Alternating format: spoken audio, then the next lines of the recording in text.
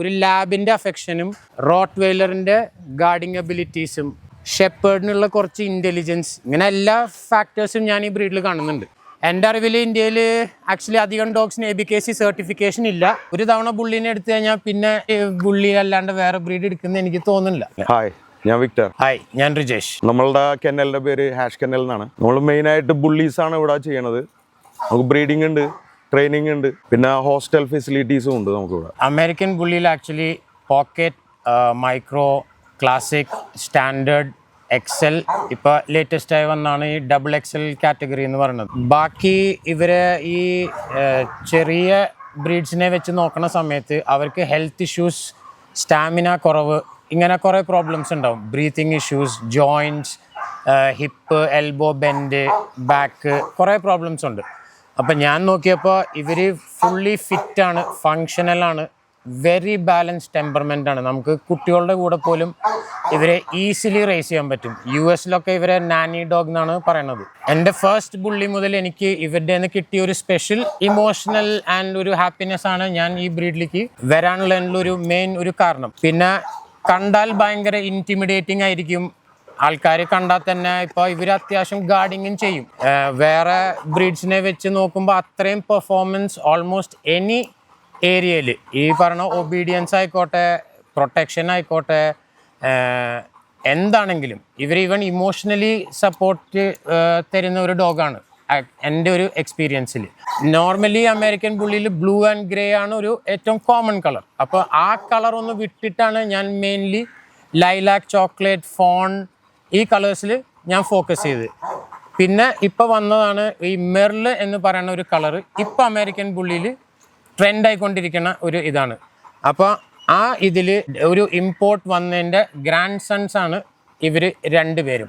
Adam എന്ന് പറഞ്ഞ ആഫ്റ്റർമാത്ത് blood ലൈനിലത്തെ ഡോഗിൻ്റെ മകൻ റോളക്സിൻ്റെ മക്കളാണ് ഇവർ രണ്ടുപേരും. ഇവരെ നമ്മൾ ജസ്റ്റ് കേരളത്തിൽ നമ്മൾ നോക്കിയപ്പോൾ XXL ഉണ്ട്, പക്ഷേ ഇറ്റ്സ് നോട്ട് കോമൺ. പിന്നെ merle is very rare XXL. അപ്പോൾ അത് വെച്ച് നോക്കിയപ്പോഴാണ് നമ്മൾ ഓക്കെ, ഇത് നമ്മളൊന്ന് ഇവിടെ പ്രൊമോട്ട് ചെയ്യാം, ഈ ബ്രീഡിനെ ഒന്ന് നമുക്ക് ഇതിന് ഒരു ആൾക്കാരിലോട്ട് ഈ ബ്രീഡ് എന്താണെന്നുള്ള ഒന്ന് എത്തിക്കണം. അപ്പോഴാണ് ഈ ബ്രീഡ് ഒന്നും കൂടെ പോപ്പുലർ ആവുള്ളൂ. ഇത് റിയോ നമ്മളുടെ ഓൺ ബ്രീഡിംഗ് ആണ്. ഇവന്റെ മദർ ഒരു 5 years ബാക്ക് സിംഗ് എന്നാണ് എടുത്തത്. ഇവന്റെ ഇപ്പൊ പപ്പീസ് ഇറങ്ങിയിട്ടുണ്ട്. നമ്മളുടെ ഈ ഫാമിലെ മെയിൻ സ്റ്റഡ് ആണ് ഇവൻ. ഇവനിപ്പോ 2.5 വയസ്സാണ്. Evening rice, kibble, chicken, beef എല്ലാം കൂടി മിക്സ് ആയിട്ടുള്ള ഒരു ഫുഡാണ് കൊടുക്കുന്നത്. ഫീഡിംഗ് വർക്കൗട്ടും കാര്യങ്ങളൊക്കെ എങ്ങനെ? വർക്കൗട്ട് ഇയാൾക്കൊക്കെ ഇത്തിരി ജസ്റ്റ് വാക്കിംഗ് ആണ് കൊടുക്കണുള്ളൂ. ബാക്കി ഇവിടെ വർക്കിംഗ് ഡോഗ്സ് ഉണ്ട് കുറച്ച് പേര്. നമ്മുടെ 2XL തന്നെ വർക്കിംഗ് ടൈപ്പ് വരുന്നുണ്ട്. അതെ, XXL തന്നെ ഇപ്പൊ നമ്മളുടെ നേരത്തെ കാട്ടിയ ഡോഗ്സ് ഒക്കെ നന്നായിട്ട് വർക്ക് ചെയ്യുന്ന ഡോഗ്സ് ആണ്. ശരി. ഇവര് കുറച്ചും ഫുഡി ടൈപ്പ് ആണ്. പലതിനും പല ക്യാരക്ടർ അല്ലേ? അതെ, ഡിഫറെന്റ് ക്യാരക്ടർ ആണ്. ഓക്കെ. അതില് ഇയാള് ഇത്തിരി ഒരു സ്ട്രോങ് ഡോഗ് ആണ് ആക്ച്വലി. ഇയാളുടെ ഹിസ്റ്ററിയിൽ ഇയാൾ ഒരു പോത്തിനെയൊക്കെ പണ്ട് ഒരു പ്രാവശ്യം ഒരു അറ്റാക്ക് ഒക്കെ നടത്തിയിട്ടുണ്ട്. ഇവരിപ്പോ കണ്ടറിയാം, ഇത്രയും ബിഗ് ഡോഗ് ആണെങ്കിലും ഫ്രണ്ട്ലി ആണ് ഇവര് ഭയങ്കര. ഇത് നമ്മുടെ യൂറോപ്പിൽ നിന്ന് ഇമ്പോർട്ട് ചെയ്ത പേരാണ്, മെയിലും ഫീമെയിലും. ഇവള് ഹീറ്റിലായതുകൊണ്ടാണ് ഇപ്പൊ ഇങ്ങനെ ഒരു സ്വഭാവം കാണിക്കണേ. ഫസ്റ്റ് ഹീറ്റ് ആണ്. ഇവളൊരു 7 months ഏജ് ആയിട്ടുള്ളൂ. ഇവനും അതേപോലെ ജസ്റ്റ് 7 months ആയിട്ടുള്ളൂ.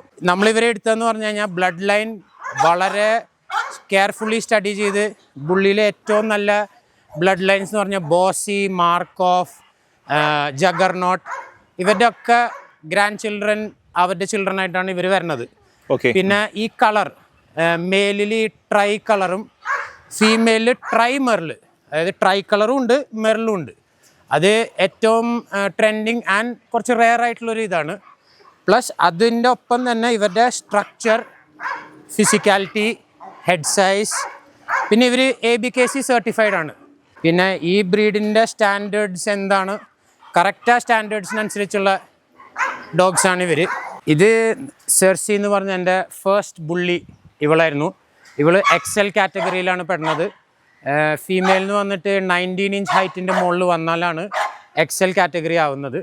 ഇവൾ ആക്ച്വലി XL ആണ്. ഇവളിൽ നിന്ന് കിട്ടിയ ഒരു ബോണ്ടിങ്ങും ഒരു ലവും ഒക്കെയാണ് എന്നെ ശരിക്കും ബുള്ളി ബ്രീഡിലേക്ക് പുഷ് ചെയ്തതിൻ്റെ ഒരു മെയിൻ ഫൗണ്ടേഷൻ റീസൺ സെർസി തന്നെയാണ്. ഇവൾക്കിപ്പോൾ 5 വയസ്സായി. ഈ ഒരു colour black and white combination ഉള്ള രീതിയിലാണ് വരുന്നത്. ഇവളുടെ ബ്ലാക്ക് ആൻഡ് വൈറ്റ് ആണ് ഇപ്പൊ. പക്ഷെ നമ്മുടെ ലിറ്ററിലും ഒറ്റ ബ്ലാക്ക് ആൻഡ് വൈറ്റ് പപ്പിയാണ് വന്നത്. ഓക്കെ.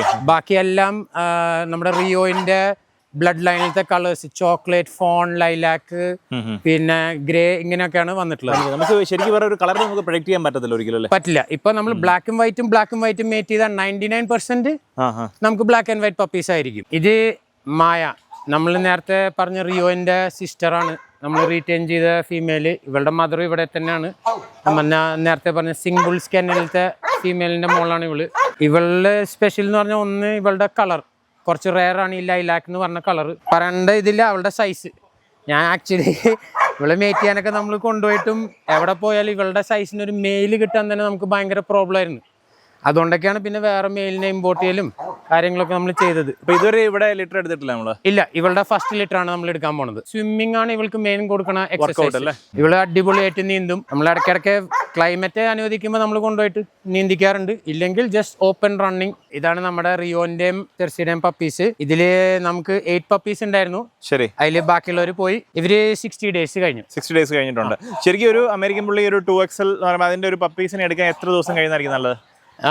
ഒരു സെക്കൻഡ് വാക്സിൻ എങ്കിലും കഴിഞ്ഞിട്ട് എടുക്കുന്നതായിരിക്കും എപ്പോഴും നല്ലത്. അപ്പോഴേക്കും അവർ കുറച്ചും കൂടി ഒരു സ്റ്റേബിൾ ആവും. ഇല്ലെങ്കിൽ കുറച്ച് ഒരു സെൻസിറ്റീവ് ഏജ് ആണ് ഈ 60 ഡേയ്സ് എത്തണ വരെ. കറക്റ്റ് ടൈമിന് ഡീവോമിങ്, മെഡിസിൻസ്, സപ്ലിമെന്റ്സ്, ഫുഡ്, പിന്നെ എക്സസൈസ്. നമ്മൾ വെറുതെ കൂട്ടിനകത്ത് മാത്രം ഇട്ട് വളർത്തരുത്. അവർക്ക് ആക്ടിവിറ്റി കൊടുത്താലാണ് അവരുടെ ആ ബോഡി ഷേപ്പും സ്ട്രക്ചറും കറക്റ്റായിട്ട് വളരുള്ളൂ. നമ്മളിപ്പോൾ 4 ടൈംസ് ആണ് ഒരു ദിവസം ഫീഡ് ചെയ്യുന്നത്. അത് കുറച്ചും കൂടി വലുതാകുമ്പോൾ 3 ടൈംസ് ആക്കും. പിന്നെ ഒരു ഓൾമോസ്റ്റ് അഡൽട്ട് സ്റ്റേജിലേക്കൊക്കെ വരുമ്പോൾ നമ്മൾ 2 ടൈംസ് ആക്കും. ഓക്കെ. ഇനി എത്ര ദിവസം കഴിയുമ്പോഴേ ഇവരെ ക്രോപ്പ് ഒക്കെ ചെയ്യുന്നത് ചെവി? അത് നോർമലി ഒരു 3 months ടൈമിലാണ് ആൾക്കാർ ചെയ്യാറുള്ളത്. ഓക്കെ. ഇവര് വന്നിട്ട് ഇവന് ബ്ലൂ ഐസ് ആണ്. പിന്നെ ഇവന്റെ കളർ ഈ എലിഫന്റ് ബ്ലൂ എന്ന് പറഞ്ഞ കളറിലാണ് വന്നിട്ടുള്ളത്. ഓക്കെ. ഈ പപ്പീസിനെല്ലാം ഇവർക്ക് UKCന്റെ സർട്ടിഫിക്കറ്റ് ഉണ്ടാവും. നമുക്ക് അധികം സ്പേസ് വേണ്ട. സ്പേസ് ഇല്ലെങ്കിലും നമുക്ക് ഇവരെ വളർത്താം. പക്ഷെ ഇവർക്ക് ആക്ടിവിറ്റി കൊടുക്കണം. അതായത് നടത്താൻ കൊണ്ടുപോകണം, പറ്റിയ നീന്തിക്കുക. നീന്തലാണ് ആക്ച്വലി ഇവർക്ക് ഏറ്റവും ഒപ്റ്റിമം എക്സസൈസ്. ആർക്ക് വേണമെങ്കിലും വളർത്താം. They are very easy to handle.